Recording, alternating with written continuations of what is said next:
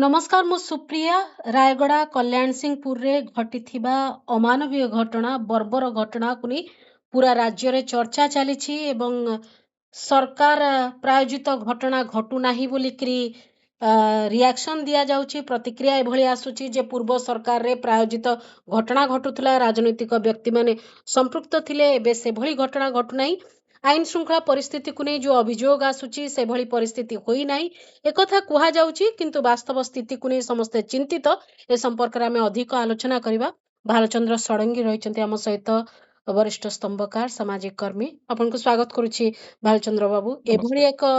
एक घटना संपर्क रे आलोचना कला बेलू को मध्य निजे लज्जा अनुभव करूची जे आम राज्य रे एभली घटना बराबर घटुची एवं गोटे भिड़ हिंसा को आमे जुक्तियुक्त करबा को जाई आज एक एमिति परिस्थिति रे छिड़ा हेचु जोठी आमे हतबाक असहाय अनुभव करूछु ए संपर्क रे आपनकर मत रायगड़ा जिलार कल्याण सिंहपुर ब्लॉक रे जो घटना घटिला से अत्यंत लज्जाजनक एवं जड़े ओडिया हिसाब रे मते मोर मुंड नुहे जाउची एवं आज दुखर कथा जे एभली घटना गत किछि वर्ष धरी विशेष करी डबल इंजिन सरकार आसिला परठु आमे देखुचे जे जातीय स्तर रे ओडिशा एभली घटना पई बारंबार बदनाम होउची एवं एभली घटना जदि आपण देखुछन्ती एटा सिंपल गोटे लॉ एंड ऑर्डर प्रॉब्लम नुहे एटा हम समाज रे रहिथिबा जो अपराधिक मानसिकता भिड़ मानसिकता ताकू बारंबार प्रतिपादित करुची आपण जदि देखिबे गत किछि वर्ष भितरे जदिओ गत सरकार समय मध्य भिड़ हिंसा होउतुला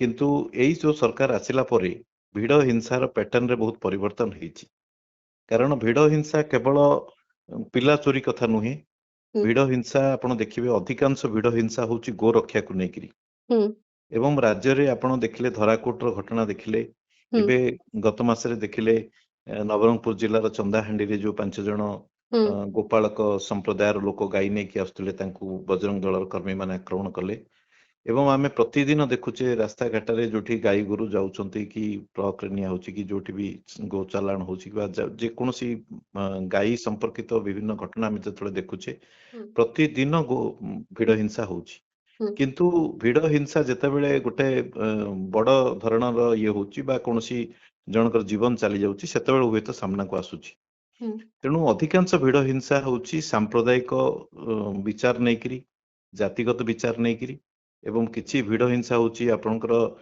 बोले देखिबे जदि डाहाणी संदेह रे गुणीगारडी संदेह रे भी भिड़ हिंसा होची एवं आउ किछि जोटा भिड़ हिंसा होची आमे बे देखिले जोटा रायगड़ा रे देखिले जदिओ सेटा गोटे पिला चोरी रो गुजब को नेकरी हेची किंतु जो प्रकार हिंसा हेची सेथरे केवल पिला चोरी कथा नुहे जो महिला जो युवती जनक थिले तांको प्रति जो बड़ी आचरण करा गला असदाचरण करा गला तांकू विवस्त्र करा गला एटा निश्चित रूपे एटा कोनोसी साधारण अपराध नुहे एटा जने लिंग भित्तिक अपराध गोटे महिला को पुरुष माने पूरा किछि बोले जो माने उन्मत्त भिड़ पुरुष मानकर भिड़ जेभली भाव आक्रमण करी सेमान तांकू अत्याचार करुची एटा साधारण भिड़ हिंसा नुहे ये निश्चित रूपे यार लिंगगत दिगटा भी रही ए जो कथा अपन कहले यार लिंग भित्तिक दिग भी रही ए घटना घटिबा एवं ए घटना स्थानीय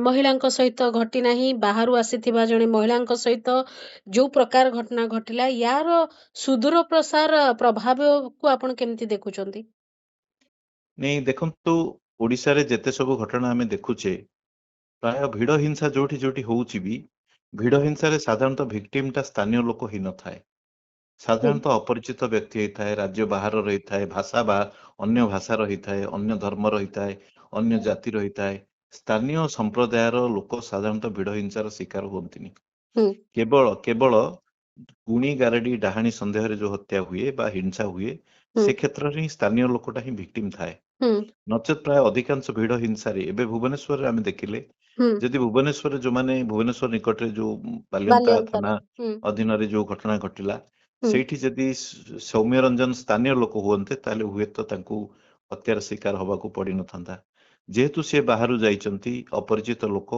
स्थानीय लोक जानी नाहांती तेणु जेतेबेले कुहा गला जे ये अस्ताचरण करचंती सेतेबेले संगे संगे लोक विश्वास करिगले जे बाहर लोक आसी निश्चित रूपे हमर को बोले अपराध करची बोली गोटे धारणा ही गला ହୁଁ ତେଣୁ ଭିଡ ହିଂସା ଆଜି ଆମେ ଦେଖୁଛେ କଲ୍ୟାଣ ସିଂହପୁର ଘଟଣା କ୍ଷେତ୍ରରେ ଓଡିଶା ବାହାରର 2 ଜଣ ଯୁବକ ଯୁବତୀ ଆସିଛନ୍ତି। ସେମାନେ ତାଙ୍କର ଫିଲ୍ଡ ଷ୍ଟଡି କରିବା ପାଇଁ ଏବଂ ସେମାନେ ରାସ୍ତା ଭୁଲି ଯାଇଛନ୍ତି ହୁଁ ଏବଂ ହୁଏତ ସାହାଯ୍ୟ ମାଗିବା ପାଇଁ ଗୋଟେ ଗାଁରେ ସନ୍ଧ୍ୟା ସମୟରେ ପହଞ୍ଚିଛନ୍ତି। କିନ୍ତୁ ଯେହେତୁ ଲୋକଙ୍କର ଧାରଣା ହିନ୍ଦୀରେ ସେମାନେ କଥା ହଉଛନ୍ତି, ବାହାରୁ ଆସିଛନ୍ତି ହୁଁ ସନ୍ଧ୍ୟା ସମୟରେ, ତେଣୁ ଗୋଟେ ଗାଁରେ ଲୋକଙ୍କ ଭିତରେ ଗୋଟେ ହୁଏତ ଗୋଟେ ଠିକ ଅବିଶ୍ୱାସର ଠିକ ଅଛି। ବାତାବରଣ ସୃଷ୍ଟି ହେଇଛି। ଭାଲଚନ୍ଦ୍ର ବାବୁ, ଆପଣ ଗ୍ରାଉଣ୍ଡରେ ବହୁତ ପରିସ୍ଥିତିକୁ ଦେଖୁଥିବେ।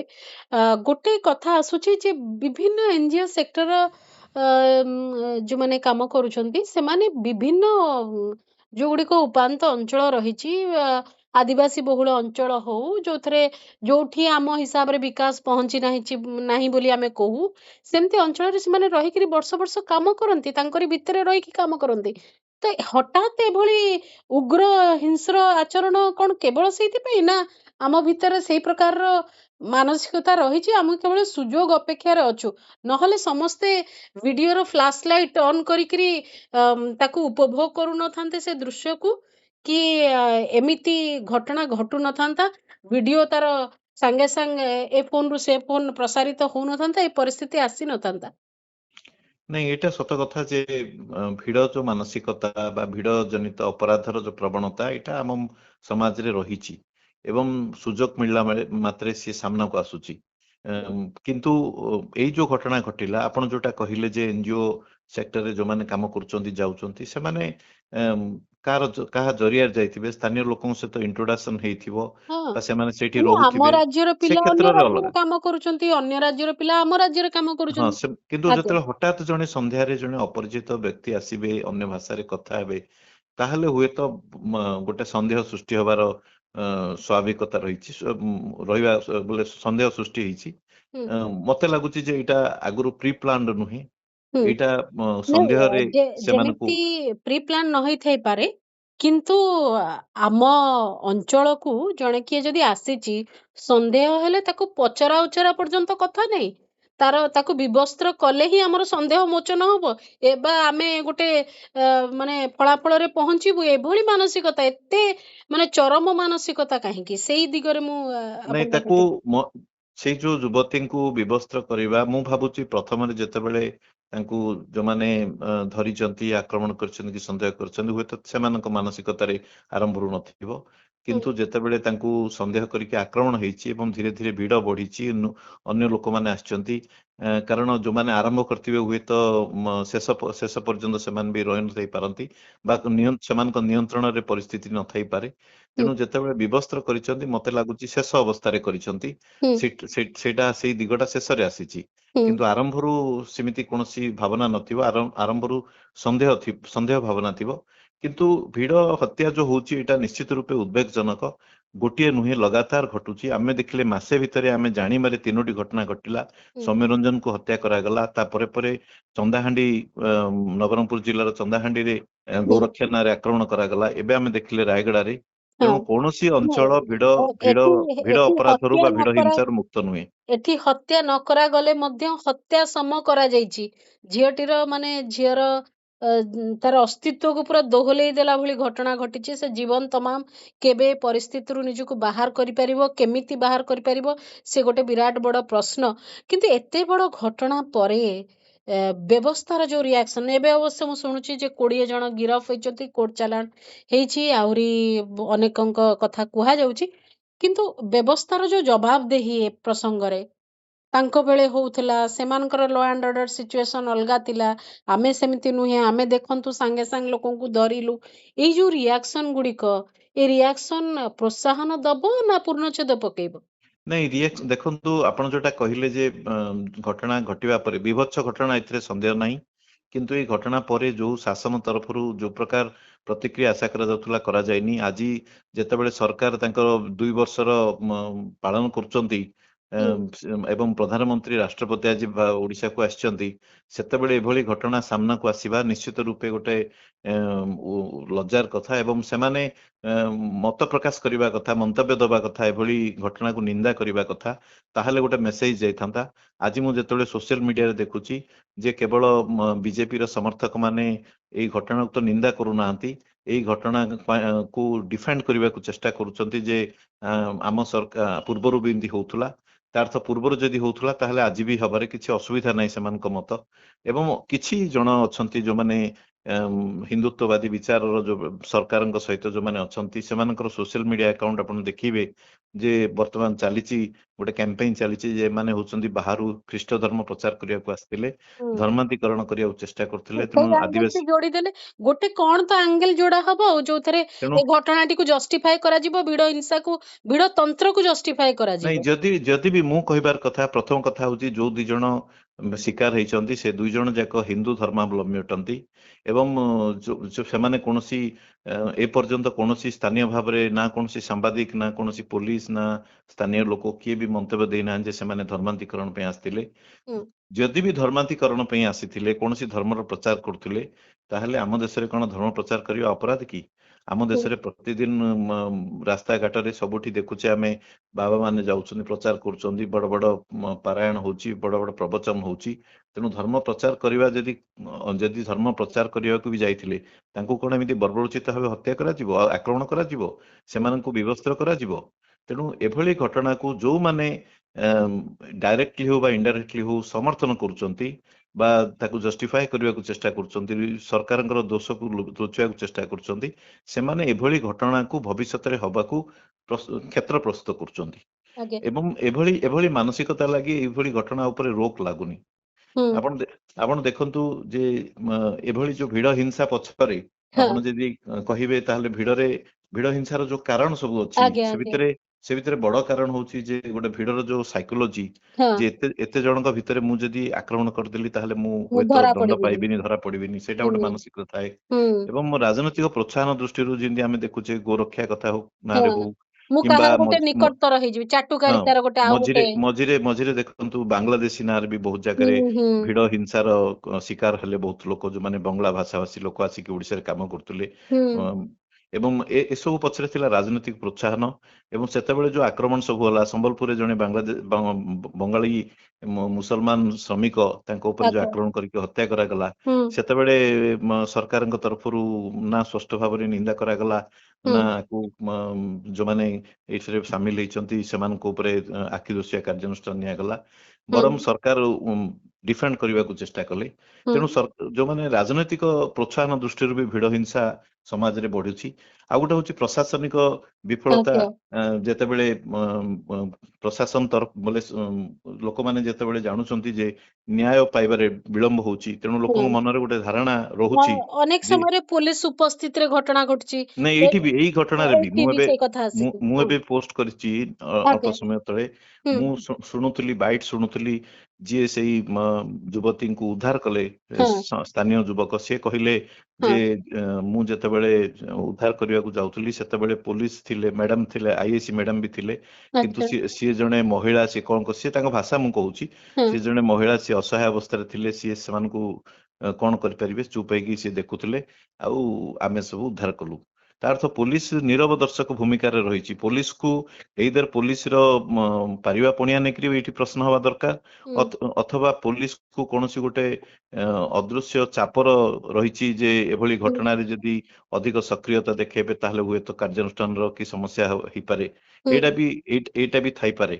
ତେଣୁ ହୁଁ। ଏସବୁ ଘଟଣାର ତଦନ୍ତ କରିବା ଦରକାର ଏବଂ ଯୋଉଠି ବି ଲାପସେସ୍ ହେଇଛି, ଯୋଉଠି ବି ଅବହେଳା ହେଇଛି, କି ଯୋଉଠି ବି ଭୁଲ ହେଇଛି ପୋଲିସ ତରଫରୁ କି ପ୍ରଶାସନ ତରଫରୁ, ସେଇ ଭିତରେ ସେଇଟା ଆଜ୍ଞା ବି କାର୍ଯ୍ୟାନୁଷ୍ଠାନ ନେବା ଦରକାର। ଆଜ୍ଞା। ଭାଲଚନ୍ଦ୍ର ବାବୁ, ଏ ଘଟଣାର ଭିଡିଓ ସାମ୍ନାକୁ ଆସିବା ପରେ ଏବଂ ଏ ଘଟଣା ସମ୍ପର୍କରେ ମୁଁ 2 ଦିନ ତଳରୁ ଜାଣିଲିଣି ଏବଂ ତାର ଭିଡିଓ ସାମ୍ନାକୁ ଆସିଲା ପରେ ମୁଁ ଏ ଭିତରେ ଯେତେ ଜଣଙ୍କ ସହିତ କଥା ହେଇଛି, ସମସ୍ତେ ଗୋଟେ ଅସୁରକ୍ଷିତ, ଗୋଟେ ଭୟ ତାଙ୍କର ରହିଛନ୍ତି। ଘରର ପିଲାମାନେ କେମିତି ପଢିବାକୁ ଯିବେ, କଣ କୋଉଠି ଚାକିରି କରିବାକୁ ଛାଡିବା ପିଲାଙ୍କୁ, କେମିତି ପରିବେଶ ହେଇଥିବ, ସମସ୍ତଙ୍କର ଗୋଟେ ଅଜବ ଚିନ୍ତା ବର୍ତ୍ତମାନ ଆସିଛି ଯେ ସମସ୍ତଙ୍କ ଭିତରେ ଗୋଟେ ଭୟ ବର୍ତ୍ତମାନ ରହିଛି।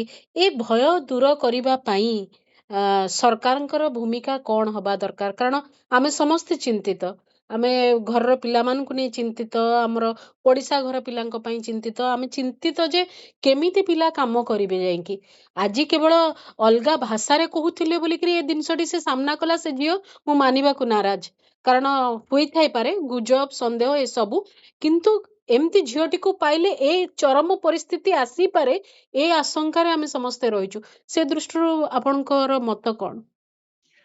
ନାଇଁ, ନିଶ୍ଚିତ ରୂପେ ଆଜି ଏଭଳି ଘଟଣା ଯେତେବେଳେ ଆମ ସାମ୍ନାକୁ ଆସୁଛି ଆମେ ତ ନିଶ୍ଚୟ ଭୟଭୀତ ଓ ଭୟ ଅନୁଭବ ହଉଛି ଯେ ଯେତେବେଳେ ଆମେ ପଦାକୁ ଯାଉଛେ କି ଆମର ପରିବାରର ସଦସ୍ୟ କିଏ ପଦାକୁ ଯାଉଛନ୍ତି, ସେଇଠି ଆମେ କହିବାକୁ ଗଲେ ଆମେ ବି ସେଇଠି ସଂଖ୍ୟାଲଘୁ, ଏବଂ ସେଇ କ୍ଷେତ୍ରରେ ଯଦି ଏଭଳି ଘଟଣା ଘଟିବ ତାହେଲେ ଆମେ କୋଉଠି ନିରାପଦ, ବୋଲେ ଗୋଟେ ମଣିଷର ମୌଳିକ ଅଧିକାରକୁ ଉଲ୍ଲଂଘନ କରାଯାଉଛି। ଗୋଟେ ବହୁଳତାବାଦୀ ସମାଜ ପାଇଁ ଏଭଳି ଘଟଣା ବିପଦ, ଏବଂ ଗୋଟେ ମୁକ୍ତ ସମାଜ ହବାରେ ବି ସମାଜ ପାଇଁ ବି ଏଭଳି ଘଟଣା ବିପଦ ଅଟେ। ହୁଁ ଏବଂ ଆର ଯୋଉ ସମାଧାନ କଥା ଆପଣ କହିଲେ, ହୁଁ ଆପଣ ମନେ ଥିବ 2018 ମସିହାରେ ସୁପ୍ରିମକୋର୍ଟରେ ଗୋଟେ public hearing, public litigation PIL file ହେଇଥିଲା, ହଁ ଏବଂ ସେଇ PIL ର ଆଧାରରେ ସୁପ୍ରିମକୋର୍ଟ କିଛି ନିର୍ଦ୍ଦେଶ ଦେଇଥିଲେ, ହୁଁ ଯୋଉ ନିର୍ଦ୍ଦେଶକୁ ଏପର୍ଯ୍ୟନ୍ତ କାର୍ଯ୍ୟକାରୀ କରାଯାଇ ପାରିନି। ହୁଁ ଏବଂ ସେ ନିର୍ଦ୍ଦେଶ ଭିତରେ ଗୋଟେ ଥିଲା, ଗୋଟେ ସରକାରଙ୍କୁ କୁହାଯାଇଥିଲା ଗୋଟେ ଆଇନ କରିବା ପାଇଁ, ସ୍ୱତନ୍ତ୍ର ଆଇନ, କାରଣ ଭିଡ ହିଂସା ନେଇକରି କୌଣସି ହଁ ଆଇନ ନାହିଁ। ହଁ ଭିଡ ହିଂସା ଏକ ସ୍ୱତନ୍ତ୍ର ଅପରାଧ, ଏଥିରେ ହଁ ସୁପ୍ରିମକୋର୍ଟ ସହମତ ହେଇଥିଲେ, ଆଜ୍ଞା ଏବଂ ଗୋଟେ ଜଘନ୍ୟତମ ଅପରାଧ। ହୁଁ ଏଭଳି ଅପରାଧକୁ ମୁକାବିଲା କରିବା ପାଇଁ ଯେ କଣ କଣ କରିହବ ତାକୁ ଗୋଟେ ସଜେସନ ଦେଇଥିଲେ। ହୁଁ ଯେମିତି ସିଏ କହିଥିଲେ ଗୋଟେ ଆଇନ କରିବା ପାଇଁ ଏପର୍ଯ୍ୟନ୍ତ ଆଇନ କରାଯାଇନି, ବରଂ BNS ଯେତେବେଳେ ତିଆରି ହେଲା, ହଁ BNS ର ଗୋଟିଏ ଧାରା ଯୋଡି ଦିଆଗଲା, ଯୋଉଥିରେ କି କୁହାଗଲା ଯେ ଯଦି ମନେକର ସେମିତି କୌଣସି ବୋଲେ ଜାତି, ଧର୍ମ, ଲିଙ୍ଗ, ଭାଷା, ହଁ ଅଞ୍ଚଳ ଏଭଳି ଆଧାରରେ ଯଦି ମନେକର କୌଣସି ଜାଗାରେ ଭିଡ ହିଂସା ହେଲା, ହୁଁ ତାହେଲେ ତାକୁ ସେଇ ଦଫାରେ ଗିରଫ କରାଯିବ। ହୁଁ ଏବଂ ସେଇଟା ବି ଯଦି ମନେକର ହତ୍ୟା ହବ ତାହେଲେ ତାକୁ ଯାବଜ୍ଜୀବନ କାରାଦଣ୍ଡ କି ଫାଶୀ ଦିଆଯିବ, ହୁଁ କିମ୍ବା ଯଦି ହତ୍ୟା ଯଦି ହବନି ତାହେଲେ କୁହାଗଲା ତାକୁ ଅତି ବେଶୀରେ 7 ବର୍ଷ ଦଣ୍ଡ ହେଇପାରିବ, ହୁଁ ଯଦି କେବଳ ଆଜ୍ଞା। ଆକ୍ରମଣ କରାହେଇଛି। ଆମେ ଏଇ ପ୍ରସଙ୍ଗ ଯୋଉ କଥାଟି ଆପଣ କହିଲେ, ସୁପ୍ରିମକୋର୍ଟଙ୍କର ଥିଲା ରାୟ ଏବଂ BNS ର ପ୍ରସଙ୍ଗ, ଆଉ ଯେତେବେଳେ ସୌମ୍ୟଙ୍କର ପ୍ରସଙ୍ଗ ଆସିଲା ବାଲିଅନ୍ତାରେ, ଆମେ ଏ ବିଷୟରେ ଆଲୋଚନା କରିଥିଲୁ ଯେ କାହିଁକି ମବ୍ ଲିଞ୍ଚିଂ ଧାରା ସେଠି ଲାଗୁ ହବ ନାହିଁ। ଏଇ ଯୋଉ 4ଟି କ୍ୟାଟେଗୋରୀ ଆପଣ କହିଲେ ଯେ ସମ୍ପ୍ରଦାୟ ଭିତ୍ତିରେ କି ଏଇ ଘଟଣାକୁ କେନ୍ଦ୍ର କରି, ସେଇଟା ଯେହେତୁ ଟଚ୍ କରୁନଥିଲା ସୌମ୍ୟଙ୍କର ଇସ୍ୟୁରେ, ସେଥିପାଇଁ ମବ୍ ଲିଞ୍ଚିଂ ଧାରା ହିଁ ଲାଗିଲାନି। ତ ଇଏ ମଧ୍ୟ ଗୋଟେ ଲର ଗ୍ରେ ଏରିଆ ବୋଲି ଆମେ କହିବୁ, ଯେ ଆମେ ଟିକେ ଟିକେ ସଂଜ୍ଞାକୁ ବଦଳେଇ ଦେଇକିରି ହିଂସା ହେଇନାହିଁ ବୋଲିକିରି କହିବାର ଗୋଟେ ଆମକୁ ସୁଯୋଗ ମିଳିଯାଉଛି। ନାଇଁ, ସୌମ୍ୟଙ୍କ କ୍ଷେତ୍ରରେ ତ ଭିଡ ହିଂସା ପାଇଁ ଯୋଉ ଆଇନ ଅଛି 103(2) ଅଛି ଧାରା ହଁ BNS ର, ହୁଁ ସେଇ 103(2) କୁ ଲାଗୁ କରିନଥିଲେ, 1 କୁ ଲାଗୁ କରିଥିଲେ। ହୁଁ ଏବଂ ଆପଣ ଦେଖିବେ 103(2) ହେଲେ କଣ ହବ ନା, 5 ଜଣରୁ ଅଧିକ ଲୋକ ଯଦି କୌଣସି ଗୋଟେ ଜାତି, ବର୍ଗ, ସମ୍ପ୍ରଦାୟ, ଲିଙ୍ଗ, ଜନ୍ମସ୍ଥାନ, ଭାଷା ହୁଁ କିମ୍ବା ବ୍ୟକ୍ତିଗତ ବିଶ୍ୱାସ ହଁ ଏଭଳି ଆଧାରରେ ଯଦି ହିଂସା କରିଛନ୍ତି ତାହେଲେ, ହଁ ବା ହତ୍ୟା କରିଛନ୍ତି, ହଁ ମର୍ଡର ହେଇଛି, ହଁ ତାହେଲେ ଲାଗୁ ହବ। ହଁ କିନ୍ତୁ ଆମେ ଏଭଳି ଆମେ ଘଟଣା, ସେଇ କଥା ଆଲୋଚନା କରୁଥିଲୁ ଯେ ବ୍ୟକ୍ତିଗତ ବିଶ୍ୱାସ, ଯେ ହଁ ଏ ହଁ, ପିଲାଟି କରିଥାଇପାରେ, ଏଇଟା ମୋର ମାନେ ମୋର ବ୍ୟକ୍ତିଗତ ବିଶ୍ୱାସ ମନେକର, ସେଇ ଆଧାରରେ ସୌମ୍ୟକୁ ବି ଯଦି ମରା ଯାଇଥାନ୍ତା, ମରା ଯାଇଛି, ତାହେଲେ ମଧ୍ୟ ଲିଞ୍ଚିଂର ଏଇ ଧାରା ଲାଗିବା କଥା, କିନ୍ତୁ ଲାଗିବା କଥା, ହଁ କିନ୍ତୁ ଜାଣି ଶୁଣିକିରି ଲଗେଇ ହଁ ନାହାନ୍ତି, ଏବଂ ତାକୁ ଜଷ୍ଟିଫାଇ କରିଛନ୍ତି ଯେ କାହିଁକି ଲଗେଇ ନାହାନ୍ତି ବୋଲି। ହଁ ହଁ କାରଣ ଏବେ ବି ଦେଖିବେ ଯଦି ରାୟଗଡା ଘଟଣା ହବ, ହୁଁ ଯଦି ରାୟଗଡା ଘଟଣା, ତାହେଲେ ତ ଏଥିରେ ସ୍ପଷ୍ଟ ଭାବରେ, ଯଦିଓ ପ୍ରଥମେ ସେଇଟା କୁହାଯାଉଛି ପିଲା ଚୋରି ବୋଲି, କିନ୍ତୁ ପରବର୍ତ୍ତୀ ଅବସ୍ଥାରେ ଦେଖିଲେ ଯେ ଏଇଟା ଗୋଟେ ଲିଙ୍ଗଗତ ହିଂସାର ଗୋଟେ ହିଂସା ବଡ ଉଦାହରଣ। ଏବଂ ନିଶ୍ଚୟ ଏଇଠି ଏଇ କ୍ଷେତ୍ରରେ ତ ଲାଗୁ ହବା କଥା, କିନ୍ତୁ ହୁଁ ଯେହେତୁ ଆଇନରେ ବି ଦୁର୍ବଳତା ରହିଛି, ସରକାର ହୁଁ ଯୋଉଟା BNS ରେ ଯୋଉ ସେକ୍ସନ ଲଗେଇଛନ୍ତି ସେଥିରେ ବି ଦୁର୍ବଳତା ଅଛି। କାରଣ ହଁ ଆପଣଙ୍କର 103(2)ରେ ଯଦି ଭିଡ ହିଂସା ଯଦି ହତ୍ୟା ହେଇଥିବ ଲାଗୁ ହବ, ହୁଁ କିମ୍ବା 117(4) ଯୋଉ ଅଛି, ଯୋଉଥିରେ କି ଭିଡ ହିଂସା ହେଲେ, ଇଞ୍ଜୁର୍ଡ ହେଲେ ତାହେଲେ ଲାଗୁ ହବ, ହୁଁ କିନ୍ତୁ ସେଇଥିରେ ଦଣ୍ଡର ପରିମାଣ ବହୁତ କମ ଅଛି।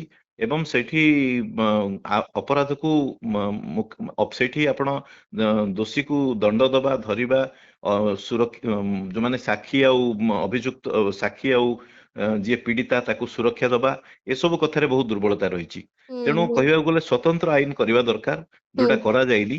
କିନ୍ତୁ ସୁପ୍ରିମକୋର୍ଟ ଆହୁରି ଯୋଉ କେତେଟା କହିଥିଲେ ମୁଁ ସେଟା ଆପଣଙ୍କୁ ହୁଁ ବୋଲେ କହିବାକୁ ଚାହୁଁଛି ଆଜ୍ଞା ଯେ ଗୋଟେ ହଉଛି ପ୍ରତି ଜିଲ୍ଲାରେ ନୋଡାଲ ଅଫିସର ରୂପେ ହୁଁ ଜଣେ ହୁଁ ଆଇପିଏସ୍ ଅଫିସର ଏସପି ରାଙ୍କର ଜଣେ ଅଧିକାରୀଙ୍କୁ ଆଜ୍ଞା ରଖାଯିବ ହୁଁ ଯିଏକି ଏଭଳି ଭିଡ ହିଂସା କ୍ଷେତ୍ରରେ ତୁରନ୍ତ ପଦକ୍ଷେପ ନେବେ।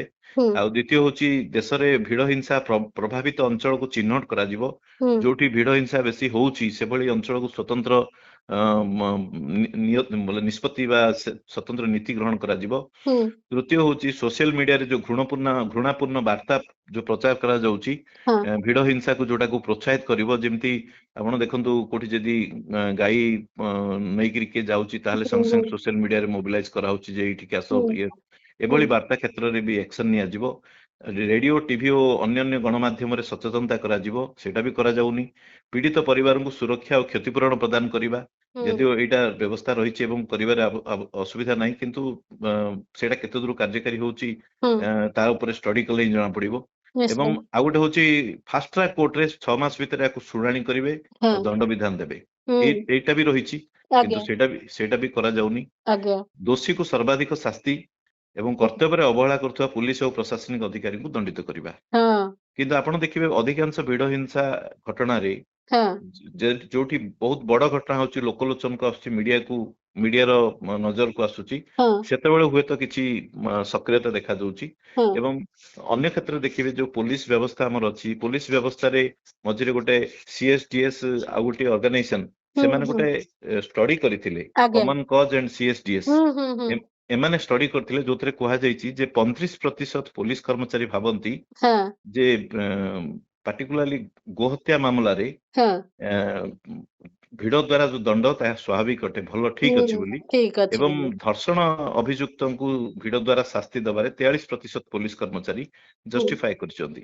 ହୁଁ ତେଣୁ ଆମର ବ୍ୟବସ୍ଥା ଭିତରେ ପୋଲିସ ବ୍ୟବସ୍ଥା ଭିତରେ କି ଆମର ପ୍ରଶାସନିକ ବ୍ୟବସ୍ଥା ଭିତରେ ସାଧାରଣ ଲୋକଙ୍କ ଭିତରେ ହୁଁ ଭିଡ ମାନସିକତା ଯୋଉ ରହିଛି ହଁ ତାକୁ ଆଡ୍ରେସ କରିବା ଦରକାର ଆଜ୍ଞା ଏବଂ ବିଶେଷ କରି ଯୋଉଟା କି ସାମ୍ପ୍ରଦାୟିକ ଆପଣ ଦେଖନ୍ତୁ ଓଡିଶାରେ ଯେତେ ଭିଡ ହିଂସା ହଉଛି ହଁ ସେ ଭିତରୁ ମୁଁ କହିଲି ଯେ ଅଧିକାଂଶ ଗୋଟେ ସିଂହଭାଗ ହଉଛି ଗୋ ଗୋ ସୁରକ୍ଷା ନାଁରେ ହଁ ହଁ କିନ୍ତୁ ଗୋ ସୁରକ୍ଷା ନାଁ କଥା ଯେତେବେଳେ ଆସୁଛି ପୁଣି କୋଉ ସେଇ ଗୋଟିଏ ଜାଗାରେ ବି ସାମ୍ପ୍ରଦାୟିକ କଥା ପୋଲିସ ହୁଁ ଏଫଆଇଆର ନଉନି ହଁ ପୋଲିସ ଏଫଆଇଆର ଏଫଆଇଆର ନଉନି ନଉନି ହଁ ତଥାକଥିତ ଗୋ ରକ୍ଷକ ମାନେ ହୁଁ ଗୋ ସୁରକ୍ଷା ନାଁରେ ସାଧାରଣ ସମାଜର ସବୁଠୁ ଦୁର୍ବଳ ବର୍ଗର ଲୋକ ଆଦିବାସୀ ଦଳିତ ସଂଖ୍ୟାଲଘୁ ସମ୍ପ୍ରଦାୟର ଲୋକଙ୍କ ଉପରେ ଆକ୍ରମଣ କରୁଛନ୍ତି ତାଙ୍କୁ ମାରପିଟ କରୁଛନ୍ତି ଲହଲୁହାଣ କରୁଛନ୍ତି କିନ୍ତୁ ସେ କ୍ଷେତ୍ରରେ ସେମାନଙ୍କୁ ଆରେଷ୍ଟ କରାହଉଛି କିନ୍ତୁ ଯିଏ ଅଭିଯୁକ୍ତ ବା ଯିଏ ଆକ୍ରମଣକାରୀ ତାକୁ କିଛି କରାଯାଉନି ହୁଁ ଏଫଆଇଆର ନଉନାହାନ୍ତି ହୁଁ କାରଣ ସରକାରରେ ଯୋଉମାନେ ଅଛନ୍ତି ସେମାନଙ୍କର ରାଜନୈତିକ ସ୍ୱାର୍ଥ ଦୃଷ୍ଟିରୁ ଆଜ୍ଞା ଗୋ ରକ୍ଷାକାରୀଙ୍କୁ କଣ୍ଟ ଘୋଡା ହଉଛି। ହୁଁ ତେଣୁ ଯେତେବେଳେ ଆପଣ ଭିଡ ହିଂସାର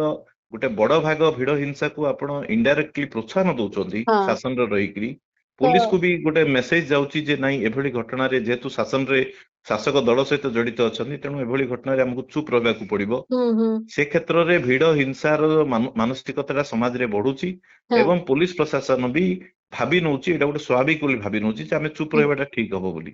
ଆଜ୍ଞା ତେଣୁ ଠିକ କହିଲେ ଆପଣ ଯେ ଆମେ ହିଁ ମାନେ ଗୋଟେ ଏମିତି ପରିବେଶ ସୃଷ୍ଟି କରିଛୁ ଯୋଉଥିରେ ଗୋଟିଏକୁ ଯେତେବେଳେ ଆମେ ସହମତି ଦଉଛୁ ନୀରବ ସମର୍ଥନ ଦଉଛୁ ତ ଅନ୍ୟଟି ଆପେ ଆପେ ଘଟୁଛି ଆଉ ସେତେବେଳକୁ ପରିସ୍ଥିତି ଆହୁରି ଜଟିଳ ହଉଛି। ମୁଁ ଶେଷ ପ୍ରତିକ୍ରିୟା ଆପଣଙ୍କୁ ଚାହିଁବି ଯେ ଏ ଘଟଣାକୁ ନେଇକି ତ ଧାଡିଟିଏ ଆମ ରାଜ୍ୟ ମୁଖ୍ୟଙ୍କ ମୁହଁରୁ ଆମେ ଶୁଣି ନାହୁଁ କି ଆଜି ଯେମିତି ଆପଣ କହିଲେ ବଡ ଆୟୋଜନ ହେଇଥିଲା ସେଇଭଳିଆ କୌଣସି କଥା ଆସିଲା ନାହିଁ ଯେମିତିକି ଆର୍ଜିକର ପ୍ରସଙ୍ଗରେ ଶୁଣିବାକୁ ମିଳିଥିଲା ସେମିତି ବି କିଛି ପରୋକ୍ଷରେ ବି ହଉ କିଛି ଧାଡିଏ କହିଥିଲେ ତାର ବି ଚିନ୍ତା ଅଲଗା ପ୍ରକାର ହେଇଥାନ୍ତା ସେ ବାର୍ତ୍ତା ବି ଦିଆଗଲା ନାହିଁ କିନ୍ତୁ ଓଡ଼ିଶା ସମ୍ପର୍କରେ ଯୋଉ ବାର୍ତ୍ତା ରାଜ୍ୟରେ ରାଜ୍ୟ ବାହାରେ ଦେଶ ବାହାରେ ଯୋଉ ଚର୍ଚ୍ଚା ଚାଲିଛି ସେ ସମ୍ପର୍କରେ ଆପଣଙ୍କର ମତ କଣ? ଗୋଟିଏ ତ ଫରେନ୍ କଣ୍ଟ୍ରିରୁ ଆଡଭାଇଜରୀ ଆସିଯାଇଥିଲା ଟୁରିଷ୍ଟ ସ୍ପଟ ଟୁରିଷ୍ଟ ଆସିଲେ ତାଙ୍କ ପାଇଁ ଆଡଭାଇଜରୀ ଏବେ ଯୋଉ ଘଟଣାଟି ଘଟିଲା ସେ ନିଶ୍ଚିତ ଭାବରେ ସେ ଧାରଣାକୁ ଆହୁରି ଦୃଢ କରିଥିବ କିଛି ଲୋକଙ୍କର ସେ ବାବଦରେ ଆପଣଙ୍କର ମତ? ନାଇଁ ସରକାରରେ ଯୋଉମାନେ ଅଛନ୍ତି ପ୍ରଧାନମନ୍ତ୍ରୀ ହୁଅନ୍ତୁ କିମ୍ବା ମୁଖ୍ୟ ରାଷ୍ଟ୍ରପତି ଆଜି ଅଛନ୍ତି ଓଡିଶାରେ ଅଛନ୍ତି କିମ୍ବା ମୁଖ୍ୟମନ୍ତ୍ରୀ ଏମାନେ ଯଦି ସ୍ପଷ୍ଟ ଭାବରେ ଏଭଳି ଘଟଣାକୁ ନିନ୍ଦା କରିଥାନ୍ତେ କିମ୍ବା ଟ୍ୱିଟ୍ ବି କରିଥାନ୍ତେ ହଁ ତାହେଲେ ବି ଗୋଟେ ମେସେଜ ଯାଇଥାନ୍ତା ଯେ ଏଇଟା ସର୍ବୋଚ୍ଚ ସ୍ତରରେ ଏଭଳି ଘଟଣାକୁ ଗ୍ରହଣ କରାଯାଉନି ନିନ୍ଦା କରାହଉଛି। ହୁଁ ତେଣୁ ଗୋଟେ ମେସେଜ ସମାଜରେ ଯାଇଥାନ୍ତା ଗୋଟେ ଷ୍ଟ୍ରଙ୍ଗ ମେସେଜ ଯାଇଥାନ୍ତା ହୁଁ କିନ୍ତୁ ସେ କଥା ଯଦି କରିନାହାନ୍ତି ହୁଁ ଯଦି ଭାବୁଛନ୍ତି ଏକଥା ନ କରିକି ସମସ୍ୟାରୁ ଖସିଯିବେ, ହୁଁ ଏଇଟା ଭୁଲ କଥା। ଓଡିଶାର ମୁଖ୍ୟମନ୍ତ୍ରୀ ଯଦି ଏଭଳି ହିଂସା ଘଟଣାରେ ମୁହଁ ଖୋଲିବେନି, ତାହେଲେ ଓଡିଶା ବଦନାମ ହବାରୁ ସେ ରୋକି ପାରିବେନି। ହୁଁ ବାହାରେ ଓଡିଶାର ଭାବମୂର୍ତ୍ତି, ଓଡିଶା ସମ୍ପର୍କରେ ଧାରଣା ବାହାରେ ବହୁତ ଭିନ୍ନ ଧାରଣା ସୃଷ୍ଟି ହଉଛି। ହୁଁ କାଲି ସକାଳକୁ ଓଡିଶାକୁ ଯୋଉମାନେ ଆସିବେ ବା ହୁଁ ଆସିବାର ଅଛି, ସେ ପର୍ଯ୍ୟଟକ ହୁଅନ୍ତୁ, ସେ ରିସର୍ଚ୍ଚ ସ୍କଲାର ହୁଅନ୍ତୁ, କିମ୍ବା ଯେ କେହି ହୁଅନ୍ତୁ, ହୁଁ ସିଏ ଗୋଟେ ଅଞ୍ଚଳକୁ ଯଦି ଯିବାକୁ ଭୟଭୀତ ହେବେ, ହୁଁ ଏବଂ ବିଶେଷ କରି ଯେତେବେଳେ ଆମେ ବି ଯେତେବେଳେ ବାହାରକୁ ଯାଉଛେ, କି ଓଡିଶା ଭିତରେ ବି ଯୋଉମାନେ ହୁଁ ଟ୍ରାଇବାଲ ଏରିଆକୁ ଯିବେ, କି ଏଭଳି କୌଣସି ନୂଆ ଅଞ୍ଚଳକୁ ଯିବେ, ତାହେଲେ ନିଶ୍ଚିତ ଗୋଟେ ଭୟ ରହିବ, ହୁଁ ଅଜଣା ଭୟ ରହିବ ଯେ କାଳେ ହୁଁ ମବ ହିଂସାର ମୁଁ ବି ଶିକାର ହେବି କି। ହଁ ତେଣୁ କାରଣ ଏଇଟା ଭିଡ ପାଖରେ ସମୟ ନାହିଁ ଆପଣଙ୍କ ଆଇଡେଣ୍ଟିଟି କାର୍ଡ ଦେଖିବା ପାଇଁ, ଭିଡ ପାଖରେ ସମୟ ନାହିଁ ଆପଣଙ୍କ କଥା ଶୁଣିବା ପାଇଁ, ସେମାନେ ନାଇଁ, ପୁରା ସମୟ କେବଳ ନାହିଁ, ହଁ ସେମାନଙ୍କର ମାନସିକତା, ମାନସିକତା ଭିଡର ହିଁ ଯୋଉ ନାହିଁ। ହଁ ସେମାନେ ଗୋଟେ ଉନ୍ମତ୍ତ ହଁ ପାଗଳ ପରି ହେଇଥାନ୍ତି, ଯୋଉଟା କି ହଁ ସେମାନଙ୍କର ସେମାନେ ଆଖି ବୁଝିକିରି ଗୋଟେ ହଁ ନିଷ୍ପତ୍ତି ନେଇଥାନ୍ତି ଯେ ଆକୁ କେମିତି ହେଲେ ଆଜି ଦଣ୍ଡ ଦବାକୁ ପଡିବ, ଇଏ ହଁ ଅପରାଧୀ ବୋଲି ସେମାନଙ୍କ ମନରେ ଧାରଣା ସୃଷ୍ଟି ହେଇଥାଏ। ମାନେ ଏ ଭିଡକୁ ଆମେ ଗୋଟେ ସଂସ୍କୃତି କରିସାରିଲେଣି ଏବଂ ସେଇ ସଂସ୍କୃତିକୁ ନେଇ ଆମେ ଗୌରବ ବି ଅନୁଭବ କରୁଛୁ ମଝିରେ ମଝିରେ। ନିଶ୍ଚୟ ଏଇଟା ହଉଛି ଗୋଟେ ନ୍ୟୁ ନର୍ମାଲରେ ପରିଣତ ହେଇଛି, ଯେ ଭିଡ ହିଂସା ହୁଁ ଏମିତି ହବ, ଏବଂ ଘଟଣା ଯଦି ଅଧିକ ହବ ତାହେଲେ ହୁଏତ କିଛି ଦିନ ଚାଲିବ, ପୁଣି ତାପରେ ଆଉଥରେ ଇଏ ହବ। ହୁଁ ତେଣୁ ଏଭଳି ଯୋଉ ଗୋଟେ ମାନସିକତା ରହିଛି, ହୁଁ ଏଭଳି ଗୋଟେ ଅପରାଧକୁ, ଗୋଟେ ବିଶେଷ ଅପରାଧକୁ, ତାକୁ ମୁକାବିଲା କରିବା, ତାକୁ ରୋକିବା ପାଇଁ କୌଣସି ଦୀର୍ଘମିଆଦୀ ଯୋଜନା କରିବା ପରିବର୍ତ୍ତେ, ହୁଁ ଯଦି ସରକାର ଭାବୁଛନ୍ତି ଯେ ଏଇଟା ଗୋଟେ ସାଧାରଣ ଆଇନ ଶୃଙ୍ଖଳା କଥା, ତାହେଲେ ଏଇଟା ଭୁଲ ହବ। ଏଭଳି ଅପରାଧକୁ ଆହୁରି ପ୍ରୋତ୍ସାହିତ କଲା ପରି ହବ। ନିଶ୍ଚୟ। ବହୁତ ବହୁତ ଧନ୍ୟବାଦ ଭାଲଚନ୍ଦ୍ର ବାବୁ, ରାୟଗଡ଼ା କଲ୍ୟାଣ ସିଂହପୁର ପ୍ରସଙ୍ଗରେ ଆପଣ ମତ ରଖିଛନ୍ତି। ବାସ୍ତବିକ ଭାବରେ ବଡ଼ ଉଦ୍ବେଗଜନକ ପ୍ରସଙ୍ଗ, ଏବଂ ଏଭଳି ଘଟଣା ଯେତେବେଳେ ଥରକୁ ଥର ଘଟି ଚାଲିଛି ଏବଂ କାହାର ଭୟ ନାହିଁ, ଦେଶର ଆଇନ ବ୍ୟବସ୍ଥାକୁ ଭୟ ନାହିଁ, ରାଜ୍ୟ ଶାସନ ପ୍ରଶାସନକୁ ଭୟ ନାହିଁ, ଏବଂ ଭିଡ଼ ତନ୍ତ୍ର ଆହୁରି ଶକ୍ତିଶାଳୀ ହେଉଛି, ଆଉ ସାଧାରଣ ଲୋକ ଆହୁରି ଦୁର୍ବଳ ଦେଖାଯାଉଛି ଏ ତନ୍ତ୍ର ଆଗରେ, ସେତେବେଳେ ଚିନ୍ତା କରିବା ଗୋଟେ ସ୍ୱାଭାବିକ କଥା। ଆଶା କରିବୁ ସରକାର ଏ କଥାକୁ ଗୁରୁତ୍ୱର ସହ ନେବେ ଏବଂ ଓଡ଼ିଶାର ଯେଉଁ ଅପଖ୍ୟାତି ବଢ଼ି ବଢ଼ି ଚାଲିଛି, ସେଥିରେ ଟିକେ ସୁଧାରିବା ପାଇଁ, ତାର ଭାବମୂର୍ତ୍ତି ସୁଧାରିବା ପାଇଁ ଯାହା ଯାହା କରିବା ଆବଶ୍ୟକ ତାହା କରିବେ ବୋଲି ଆମର ଆଶା। ସ୍ୱତନ୍ତ୍ର ଆଲୋଚନାକୁ ଏଇଠି ରଖୁଛି। ନମସ୍କାର।